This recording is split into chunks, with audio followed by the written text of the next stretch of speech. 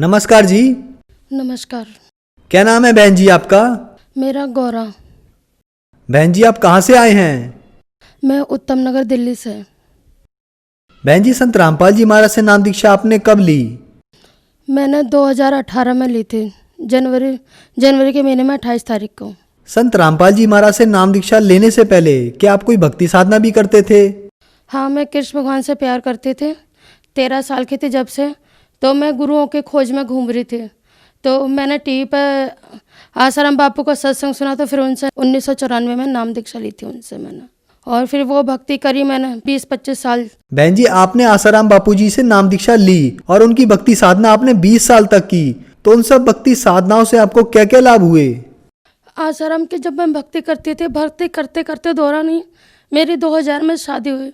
शादी के बाद ही सीधा मेरे जो 3 अबॉर्शन हुए शादी के बाद, यानी 6 महीने भी मैंने सुख के नहीं देखे, यानी 2-3 महीने बाद जो मेरा गर्भ रहा वो गिर गया, फिर उसके 3 महीने बाद फिर हुआ, फिर गिर गया।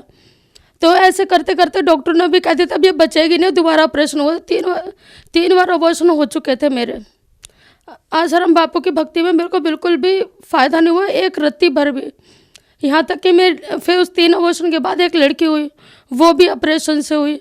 ऑपरेशन के बाद जो है मेरे पेट में पथरी पड़ गई, पथरी का ऑपरेशन हुआ। जबकि डॉक्टर ने जब पथरी का ऑपरेशन किया था तो मेरा जो दूरबीन से करना चाहा था, तो दूरबीन से नहीं हुआ। उन्होंने डॉक्टर ने कहा कि तुम्हारा जो है ना अंदर का सारा कुछ जो चिपक गया है, पेट की सारी नसें सब कुछ चिपक गया है और ये जी भी नहीं सकती, हम नहीं कर सकते। मेरे आदमी को अंदर बुलाया और कहा क्या ऐसी बात है, हम तुम्हारे मरीज को ना सिल देते दोबारा से और तुम्हें जहाँ दिखाना है वहाँ दिखाओ, हम इसका इलाज नहीं कर सकते क्योंकि इसकी सारी नसें चिपकी हुई हैं एक दूसरे से। तो इन्होंने कहा मैं कहाँ लेके जाऊँ इसको, अब मरे चाहिए तुम करो। फिर वहाँ पे उन्होंने हाथ का इतना बड़ा ऑपरेशन किया और जो है ना फिर उसके बाद फिर मेरे रसौली पड़ गई, फिर रसौली का ऑपरेशन हुआ। फिर उसके बाद फिर मैंने टेस्ट बेबी का, अब सारे के सारे बोलते थे तेरा बच्चा नहीं है, तेरा बच्चा नहीं है। फिर मैंने टेस्ट बेबी का भी कराना चाहा, फिर उन्होंने भी मेरे को ऐसे ही ठगा यार, दूरबीन का किया। उन्होंने भी यही बात बोली कि तुम्हारी सारी नसें चिपकी हुई है, तुम्हारे जो है बच्चा नहीं हो सकता। पर उन्होंने पहले नहीं बोला, पहले ऑपरेशन कर दिया, सब कुछ कर दिया। अरे डॉक्टर, मैं सुन रही हूँ कानों से कि हाँ डॉक्टर मेरे सामने ये बोल रहे हैं, और मेरे को इतना सुन कर रखा था। जब ऑपरेशन कर मैं सब कुछ सुन रही थी कि वहाँ भी सारी नसें चिपकी हुई हैं, और इतना पैसा खाने का चक्कर में डॉक्टर ने मेरा ऑपरेशन कर दिया और कुछ भी आराम नहीं हुआ मेरे को, यानी मरते मरते बची। उसके बाद फिर मेरे को जो है 12 बार टाइफाइड निकला, और टाइफाइड की दवाई खा के मेरा इतना हो गया था मानो यहाँ तक मेरी जो है ना सारी नसें चिपक चुकी थी बिल्कुल ही। मैं दवाई भी बिल्कुल असर करनी बंद कर दी, मानो 20 mg की गोली भी मेरे को बिल्कुल असर नहीं कर रही थी। मेरे पति ने भी कह दिया था कि अब जो है ना मेरे बस की बात नहीं है, तेरे को डॉक्टर के पास बार बार ले जाते 18 साल हो गए, 2018 में 18 साल हो गए, 18-19 साल हो गए भाई, मैं थक चुका हूँ। अब जो भी हो तू जान, तेरा काम जाने। अब माँ को भी नहीं कह सकते क्योंकि माँ को भी अटैक की प्रॉब्लम। अब यहाँ पे अपने पति ने भी छोड़ दिया, सब कुछ छोड़ दिया। अब मैं किसके पास जाती, बस मैं वहाँ पर बस अपने सब कुछ भूल चुकी थी, ऐसे भगवानों को ही भूल चुकी थी और जो है घर वालों को भी। बहन जी आपने बताया कि आपकी शादी सन 2000 में हुई और उसके 18 साल तक आसाराम बापू की भक्ति करते करते आपको बहुत परेशानियों को झेलना पड़ा। आपके 5 बार ऑपरेशन हुए, 3 बार अबॉर्शन हुए, उसके अलावा और भी परेशानियां और बीमारियां थीं। आपके पति ने भी आपका साथ छोड़ दिया कि आप अपना इलाज खुद करवाओ। तो फिर संत रामपाल जी महाराज के बारे में जानकारी आपको कैसे मिली? मैं जो है ऐसे बीमार पड़ी थी, सांस ले रही थी मैं, बस सांस भी नहीं ले जा रही थी, और ब्लड प्रेशर एकदम बैठे बैठे हाई हो रहा था बहुत ज़्यादा। अब मैंने कहा सबने तो मना कर दिया, यहाँ तक कि मेरे पति ने भी मना कर दिया कि अभी अब मेरे बस की बात नहीं है, मैं बार बार तेरे को लेके जाऊँ हॉस्पिटल में। अब जाहिर सी बात है हम भी थक जाते हैं यार, 20 साल किसी की दवाई कराना, बार बार हॉस्पिटल में ले जाना और बार बार इंसान को पूरा खोल के दिखाना। उस इंसान, मेरे पति की भी हिम्मत है कि चलो उन्होंने इतना तो झेला मुझे कि अभी बार बार ऑपरेशन कराने लगे, दवाई दिलाने लगे, पर अब क्या करूँ मैं, उनकी भी थोड़ी ना जान ले सकती थी। फिर जो है मैंने कहा मरना तो है ही, अब क्या करें। तो फिर मैंने टीवी चालू किया, मैंने कहा टीवी देखती कोई सत्संग आ रहा होगा तो मेरे मन को कुछ शांति मिलेगी या फिर मैं ठीक होंगी, कुछ तो आराम होगा।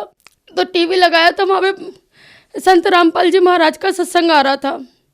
तो मैंने अपनी भाभी से सुना था कि भी संत रामपाल जी महाराज का जहाँ जो सत्संग सुनता है या फिर नाम दीक्षा लेता है तो उन्हें बहुत आराम पड़ता है, यहाँ तक कि वो मरे हुए को भी जिंदा कर देते हैं। बहुत अनुभव उन्होंने बताए मुझे। तो फिर मैंने सोचा कि मैं चल अब मैं यही सत्संग सुनती हूँ।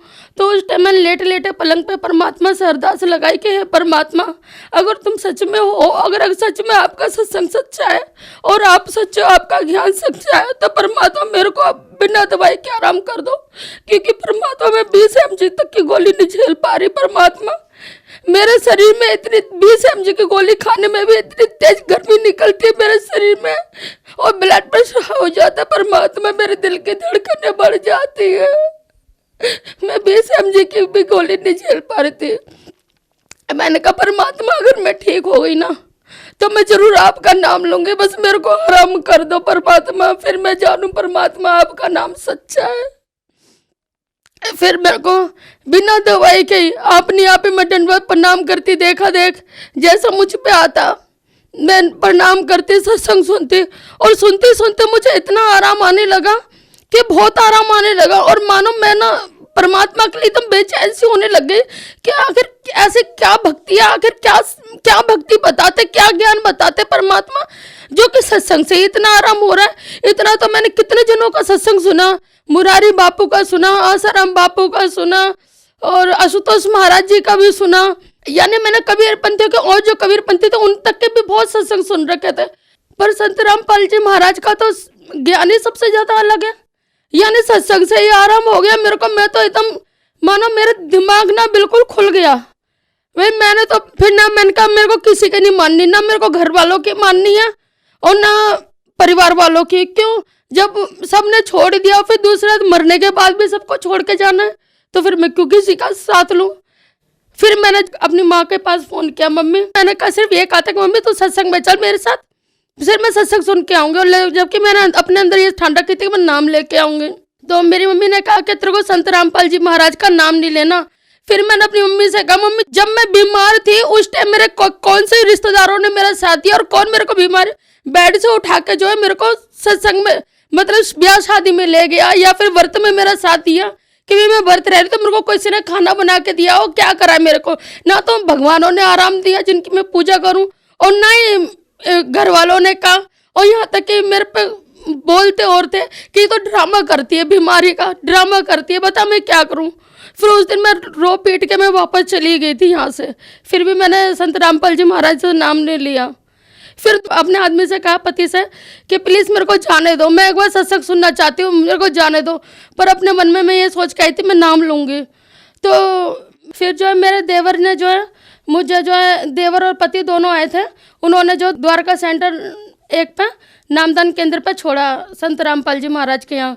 फिर मैंने वहाँ संत रामपाल जी महाराज का सत्संग सुन के फिर नाम दीक्षा ली संत रामपाल जी महाराज जी से। आपने बताया कि जो आप आसाराम बापू की भक्ति करते करते बहुत ज़्यादा परेशान थे, बहुत ज़्यादा दुखी थे, फिर आप संत रामपाल जी महाराज की शरण में आए।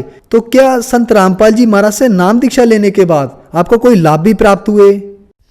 लाभ अब गिनाऊँ ना तो बस ये सोच लो टाइम भी कम पड़ जाएगा। यानी 8 महीने मेरे को नाम दान लिए हुए हैं और उससे डबल मेरे को अनुभव हो गए। संत रामपाल जी महाराज से नाम लेने के बाद जो है मुझे इतना आराम हुआ। यानी मैं बिस्तर में पड़ी हुई थी, खड़ी भी नहीं हो पा रही थी। यानी मैं पानी भी पीती थी ना, मेरे यहाँ तक छाले थे पूरे यहाँ तक गले के अंदर, और पानी भी पीती थी, पानी भी लगता था। मैं ना कुछ खा सकती थी ना पी सकती थी, कुछ भी नहीं कर पाते थे। और आज को संत रामपाल जी महाराज ने इतनी दया कर दिया कि मैं जो बहुत ही ज़्यादा ठीक हो गई हूँ। यहाँ तक कि मेरे को 2002 में जो थायराइड की बीमारी हुई थी और वो भी जो अब ठीक हो गई बिल्कुल। और ना मैं कोई दवाई नहीं खाती किसी भी तरह के, थायराइड की दवाई भी नहीं खाती, किसी भी तरह की नहीं खाती मैं, और बिल्कुल ठीक हो गई हूँ मैं। और यहाँ तक कि जो है मैं जो है हमेशा बिस्तर पर पड़ी रहती थी। अब मेरे पति भी परेशान रहते थे कि भी अब हर 2 महीने बाद किसी रिश्तेदार को बुलाओ कोई काम करने के लिए, टाइफाइड की वजह से अब कोई आने के लिए राजी नहीं, सारे के सारे कहते ड्रामा कर रही है। पर आज को मेरी लड़की भी खुश है। मेरी लड़की भी एक बार फेल हो गई काम ना करने के कारण। यार वो मेरे चाकरी में लगी रहती थी, फिर वो पढ़ाई कैसे करती। और आज संत रामपाल जी महाराज जी से नाम लेके अब मैं बिल्कुल स्वस्थ हूँ और मैं बड़ी खुश हूँ। यानी इतनी खुश हूँ कि भी मैंने ना आज तक अपने जीवन में ना मैंने कभी इतनी खुशी नहीं देखी है कि अब मैं अपना काम भी सब कुछ कर लेती हूँ, खा पी भी लेती हूँ और यानी अपने बच्चों को भी देख लेती हूँ, रिश्तेदारों को भी देख लेती हूँ। बहन जी, आपने बताया कि संत रामपाल जी महाराज से नाम दीक्षा लिए हुए अभी सिर्फ आपको 8 ही महीने हुए हैं और आप जिन दुखों के पहाड़ पिछले 20 सालों से झेल रहे थे वो एकदम आपके छू मंतर हो गए संत रामपाल जी महाराज की दया से। तो जो श्रद्धालु आज आपको सुन रहे हैं, आप उन्हें क्या संदेश देना चाहेंगे?